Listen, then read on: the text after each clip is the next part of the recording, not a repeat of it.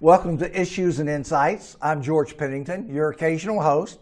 And today we have Professor Davette Swiney, okay? Not Swiney, it looks like that, but it's Swiney, from the Central Kentucky Community Foundation. Is that right? You got it, And George. it used to be called the... North Central Education Foundation. Ooh, that's why I was confused. Okay, that's why, right? Yeah. Now, give us a little bit about your background, where you grew up, where you went to school, okay, where you went to school, what you studied. I know what you studied, but give us a little bit of background. Sure. So I grew up in Mercer County. Mercer County. Didn't they have some bad winds there? They did. They did. They did yesterday. Had a tornado and an earthquake both yesterday. So they had both? Quite a weather day. Dang. Yeah. So I grew up there on a farm. Okay. And then I went to the University of Kentucky, where I majored in agricultural communications. Okay. And for some reason, I was thinking agricultural economics, too. Well, but it was both. You did both. Because I remember, I'm an old econ person, and I kind of remember you saying something about that. Okay, got you. And so from there, I spent a little bit of time working in the agriculture field, in some communications and public relations, and then a little bit of time in the newspaper business. Was that in the Lexington area? Where were you then? The Lexington. I worked for the Kentucky Cattlemen's Association. Okay, got you, yeah. And then moved into the newspaper business, and where were you? And then found my place in nonprofit work, and ended up about 13 years ago here at what's now Central Kentucky Community Foundation. So is that what you brought you down here, or was it marital things? Maybe a little bit of both. I got you. Gotcha. Yeah, so. Okay. And I thoroughly enjoy living in this area. So. It's not a bad little area, is it? It is not. It's not a bad little area. Yeah. Okay. This is the time of year something special goes on. Tell us about it. Sure. Go ahead. So as we mentioned, our history as North Central Education Foundation, a lot of our work as a community foundation still continues in that education arena, and a big piece of that takes place through our scholarship program, which is going on right now. So every year, our scholarships open on January 1st through an online portal called Scholarship Central. Okay. And with that, this year, we'll award over $350,000 to students from throughout our region. I know. $350,000? And that's all local dollars, and all goes to local students. Okay. So what students can apply from what counties? So our primary focus area is our 9-county region. You're going to want me to list in alphabetical order. In alpha order. Oh, I don't know. No, I've got them listed here, but you know them all. Okay. You know them. Go ahead. I usually leave out a different one each time. That's all right. Hardin, LaRue, Meade, Grayson, Breckenridge, Hart, Marion, Washington, Nelson. Okay. You're so good. You've done this before. I have. You've done this but before. That was not in alpha order. I knew I'd mess it up if I did that. That's all right. I sort of have to go around the map. That's what I mentally, I kind of go around the map. So students can apply when, as of? It's open now. It opened January 1. They can apply now through midnight on March 1st. March 1, okay. But at midnight on March 1, the system shuts down. Okay. So if they're in there, whatever they have completed, if they've submitted applications at that point, they're good. Any that they haven't completed at that point, so even if they have a doctor's note, they still can't get in after that, right? Right. Right. They've had, they've had 2 months. They've had 2 months. Yes. Yeah. So tell us about the evolution of that scholarship program, if you would. Sure. So we've been awarding scholarships actually since 1964. When Elizabethtown Community College opened, that was our genesis, was helping start. Did y'all start then about the same time? As okay. So the foundation started in 1960 with a mission to bring higher education to our region, and bought the property and helped for the community college and helped start what was then Elizabethtown Community College. HCEC. And we offered scholarships for that first class in 1964 to help students go to school. I did not know. We've been given scholarships every year since. Obviously, they look a lot differently today than they did then. So that first year, we offered a scholarship to the valedictorian of each high school. Did you really? Mm-hmm. Awesome. And that was how they did it for every high school in that area, in the whole 9-county area. Mm-hmm. Wow, that's a great way to start. Yeah. Of course, there was not. You weren't there then, were you? Thank you, George. No, I was not. Good. So paying for college looked a lot differently then. There was not Keys money. There Right. were not federal grant programs like Pell Grants and CAP Grants to help students. Gotcha. If somebody wanted to go to college, they had to have the money. Yes. And there were not nearly the scholarships to support it either. So what the foundation was able to offer then was a huge boost to be able to help students go to school at that point. So over the years, our scholarship program has evolved as higher education has evolved, as students and our community has evolved. And several years ago, we took that to an online application process from a paper process. Okay. Has that made it more efficient? It has. A lot more efficient, allowed us to offer more scholarships. It's also made it easier for students. Okay. So we look at it on the backside too from our reviewer process standpoint of what that would look like to copy all of those and get them out to people and then and get them back. But So you had to probably Xerox the application, give it to all the reviewers, or is that how you did it? We did, and we blinded them all, so we would have to go through that control process and white out and all of those things back in the day. But really, our primary purpose of the online portal is to make it easier for students. Gotcha. We know those students are busy. Many of them are working. They are involved in those extracurricular activities and that community service that we're wanting to see on their scholarship applications. They're taking heavy course loads. When we think about our high school students, many of those are taking college classes too. And so that burden of time to complete 30, 40 paper applications and doing each one from beginning to end, that can be a barrier for some students, and they have to prioritize. Okay, this is a $500 application. This is a $2,000. Here's 5 more $500 ones. Which ones do I spend my time on? And so with Scholarship Central, students go in and they complete one core application. They do all the basics, their grades, their activities, their name, their address, their financial information, one time.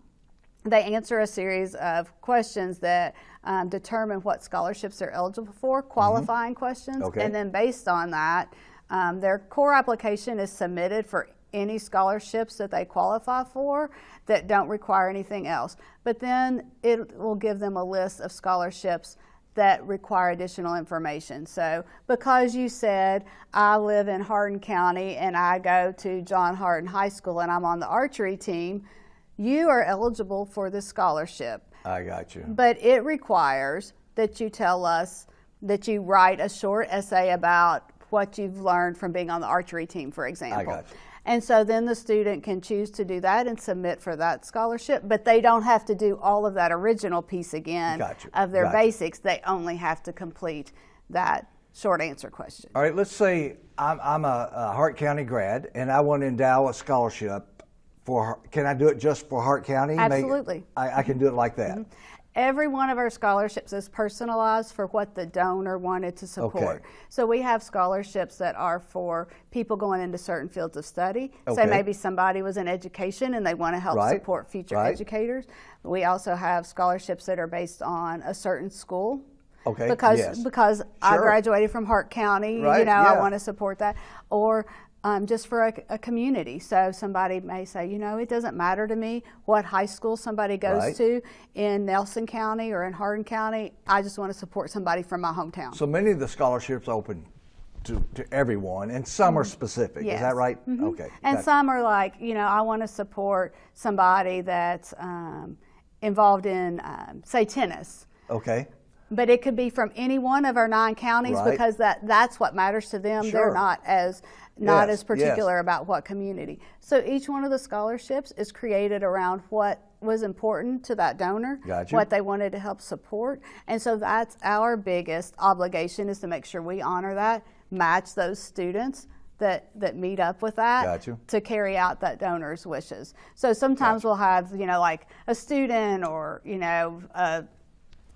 somebody at the school or a parent say, well, they're close. Like they meet 2 or 3 of these things, but not all of them. No, we have the criteria and you have to meet that criteria for us to be able to award the scholarship, because that's the agreement we have with the person who's helping fund it. Gotcha.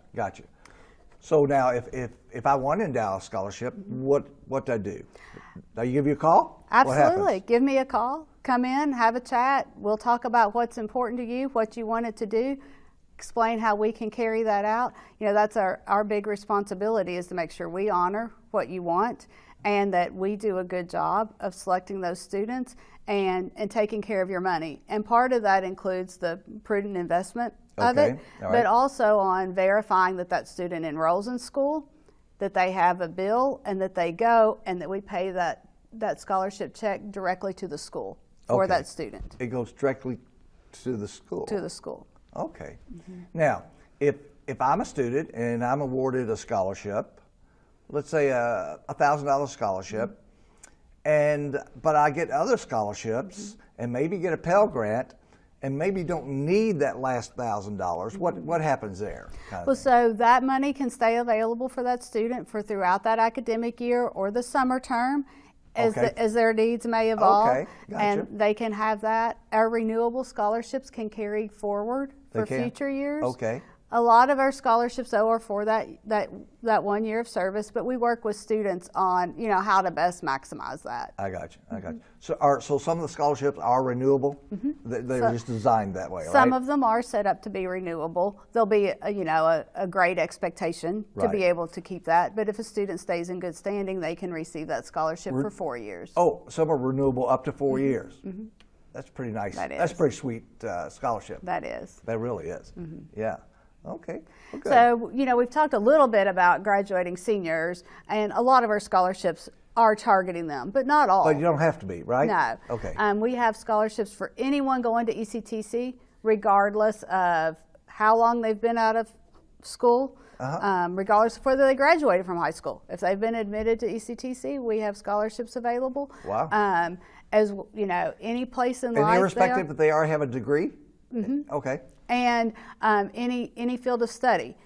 We have some for specific fields of study, but we offer general scholarships for anyone going to ECTC, whether it's vocational or academic track. Gotcha. Yeah. Well, So, a lot of times students are thinking about, or parents are thinking about, how are we going to pay for college? Because it's a pretty expensive investment today. A lot of our scholarships. ROTC, that's how we're going to pay for it. There you go. They're in that $1,000, $2,000, $3,000 range. We don't offer a lot of full tuition scholarships. Those typically come directly from the schools that are trying to incentivize, certain students to come there. And so we talk a lot with students and families about, this is a piece of the puzzle for how to pay for your higher education, how to layer in local scholarships, Keys money, other scholarships that may come from their school, some parents, workplaces that offer scholarships, things that students have been involved with from an extracurricular standpoint, pursuing all of those avenues to help piece together as much as they can to help pay for that. There's not many opportunities to hit one place and capture the full cost. Gotcha. Do most of the guidance counselors in all the schools in our area, are they pretty good about promoting? Y'all have something on the bulletin boards that says, community?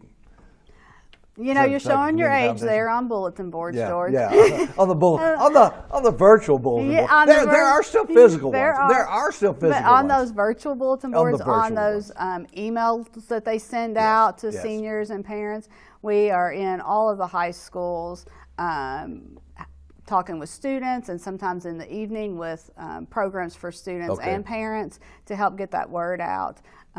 We try as much as we can for people to know about the opportunity, but to also encourage them that there's so many scholarships on there that they should really get in there and explore and find out there's going to be something for nearly every student.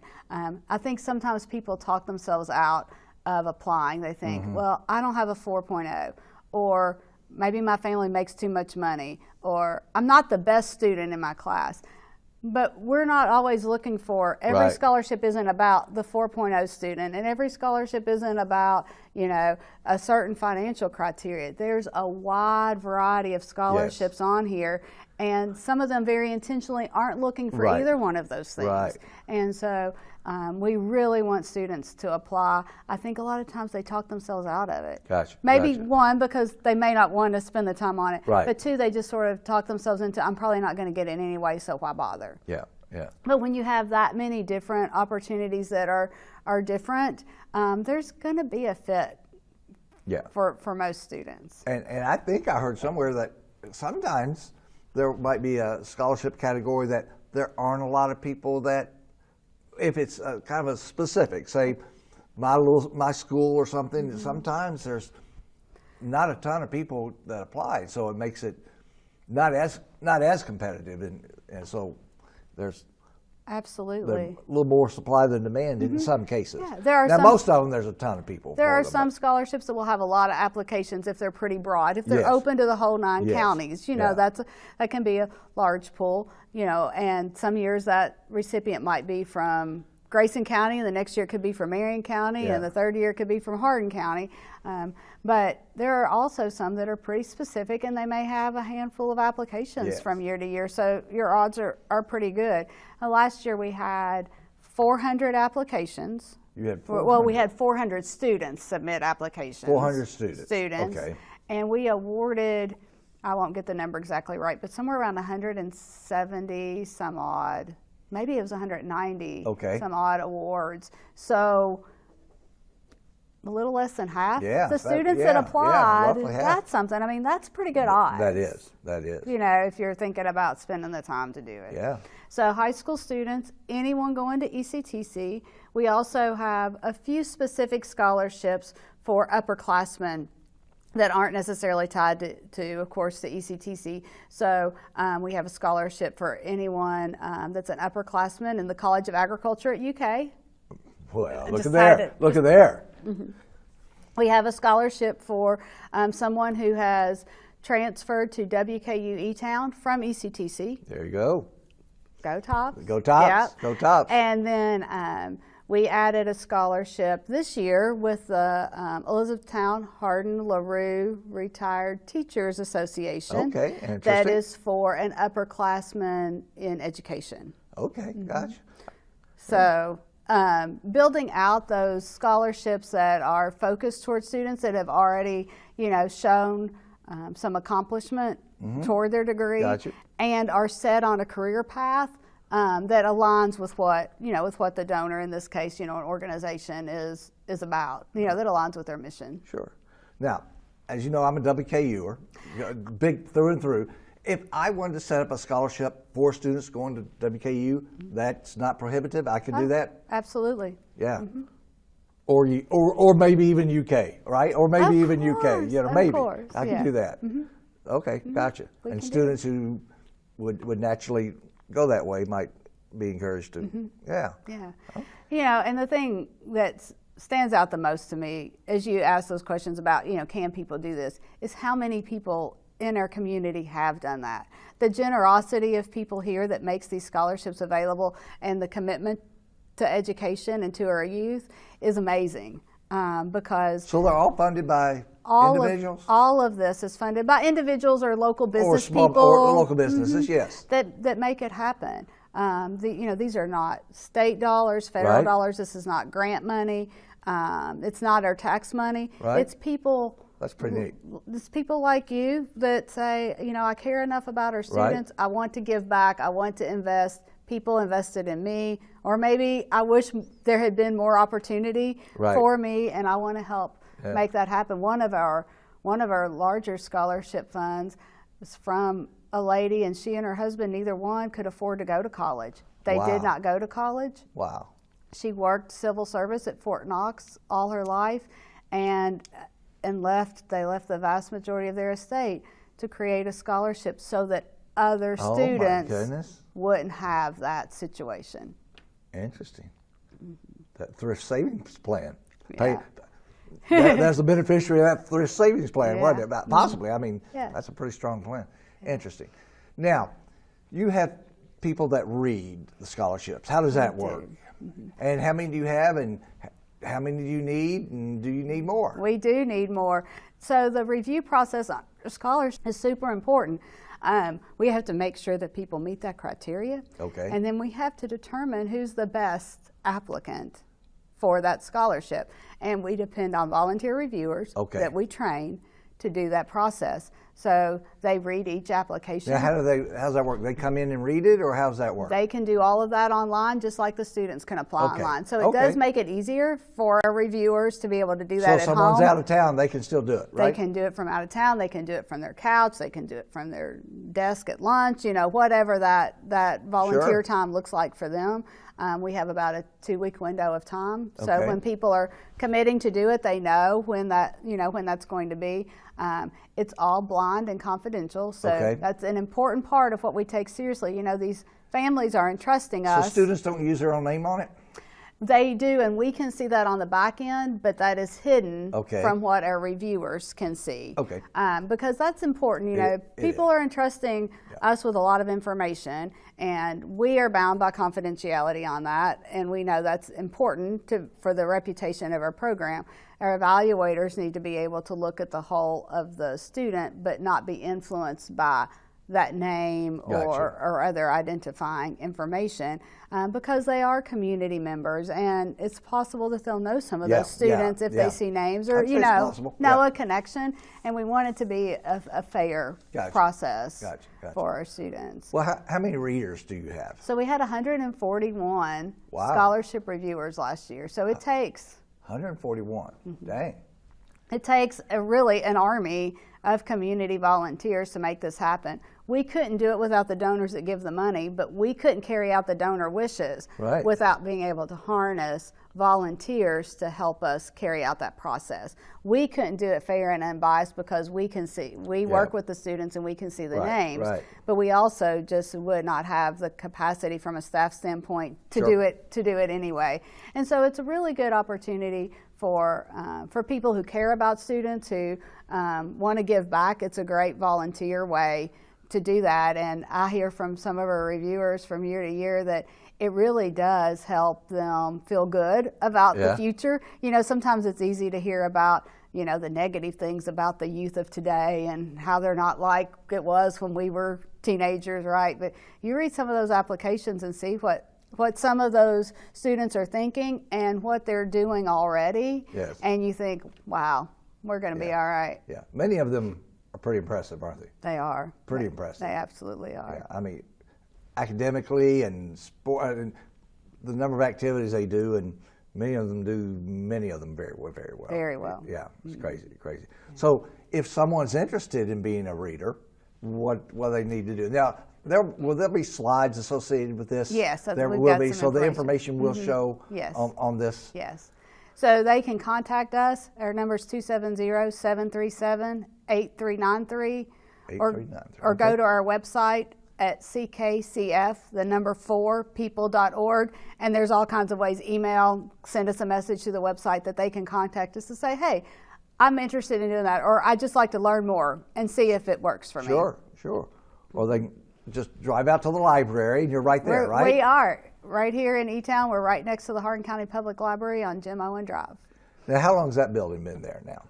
We moved in there in November of 2019. Okay, gotcha. About 3 years. 3 plus. A little over 3 now. Okay. So working out well? Oh, we love it. Good. We got great neighbors. Yeah, you do. We do. We got the library right there and EC3, and then we back up to the college. Yes, you do. Yeah. So it's working out well. It is. Gotcha. This is off the scholarship thing. Down in the basement there, you have a We have a meeting room called the Community Hall. Right. And that's a place where nonprofits, groups, community groups can use that for meetings, workshops, trainings, events. Now, what's the price of that? Well, so for our nonprofit community, it's $50 usage fee. For the whole thing? Mm-hmm. So it's quite a room. It is. Okay. Mm-hmm. Yeah. We've been glad to have a lot of folks in using it. That was what we designed it for, was to create that opportunity for organizations to use it for collaboration, to help foster the things that we know need to happen in our community. But sometimes it can be a challenge to find a space, a place to make that easy.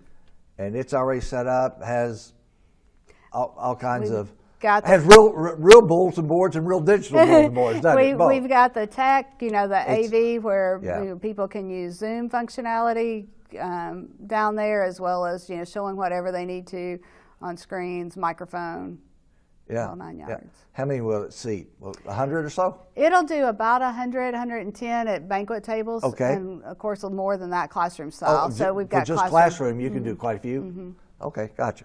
Now, is there a kitchen kind of thing down there? There is. There's a catering kitchen there. So you can feed the troops and do everything. Yeah, we don't do the food. But, Yes. But you can find somebody to do Oh, that. you do a mean grilled cheese. I hear you do a mean grilled cheese. Yes. Tell us about the staff you have there, if you don't mind. Yeah, so we have 4 people on Okay. staff now. I've been there a while. We have Aaron. Not 1964, right? No, not 1964. Okay, all right. We'll clear that up. Although I guess every year that passes, it might look It like might- it's may getting, feel like it's getting more likely, 1964. right? We have Aaron Hahn, who's our communications and special projects coordinator. Monique Roberts is our executive assistant, and she keeps us all on track and Okay. humming. And then Ann Fisher is our CFO. Okay, got you. So, the foundation, the core of what we do is manage money for charitable purposes. And so Okay. that oversight and management of our funds and that reporting back out to donors. So as you ask about, if you wanted to create a scholarship fund, Right. what would happen? You give that money to us, and then we invest it, but we also report back out to you on a quarterly basis the balance of that fund, and you see when it makes that scholarship Yes. award out and how much money is still in there. And so we do that, much like a financial institution does on a quarterly basis to our fund holders. If someone makes an endowment, can they kind of chat with Ann Fisher and say what their risk tolerance is for the investments? How does that work, kind of thing? Absolutely. So we work with our investment partner on that, and we have a lot of flexibility. So we do have a standard investment mix Okay. that we use for endowment funds. Okay. But the IRS says the donor can suggest I their gotcha. own investment mix based on their risk tolerance or their financial Right. expertise. Right. Some folks have more interest and stronger opinions on that than others. Right. Most just say, please take Yeah, it and yeah. do You with manage- it. you manage What it. you I don't want that but, headache, But yeah. we absolutely have the flexibility on a wide band from that investment standpoint. Okay, gotcha. So Okay. what do students need to do? Students and readers, what do They need to do? go to ckcf4people.org and they need to get started on that application. They need to complete that core application as soon as possible so that they can see what those additional scholarship opportunities are and know if they need to get a letter of recommendation, I see. if they need to write an essay. They don't want to wait until March 1st to complete Right. that core application, then they don't have time to do those I see. pieces. We're really encouraging students to do that by the 1st of February, the middle of February at the latest, to give themselves a time. That deadline again is midnight on March 1st. So the witching hour. Yeah. So they get it in, and then if they need some letters of recommendation, do it early enough so you can get all So the they've other got time to do ancillary that. stuff in. Yeah, absolutely. We'll rock and roll. Yeah. It's amazing thing, and it was a grassroots thing. It wasn't, because I was asking you earlier, was it a government kind of said do this? But it wasn't. It really was grassroots. It was community initiated and driven, and our board of 17 is all local from throughout our 9 counties Okay. board that is the governance and oversight of our organization. Wow. Yeah. Rock and roll. Coach Swiney? Coach Swiney, good to have you. I think we're down to our last 12 seconds here. So we do appreciate you tuning in. And students, get those applications in, okay? Readers, give Davette a call, and let's get some more readers out there. We need them. Okay, thank you. For HCEC-TV, I'm George Pennington. See you later. Thank All you, right. George.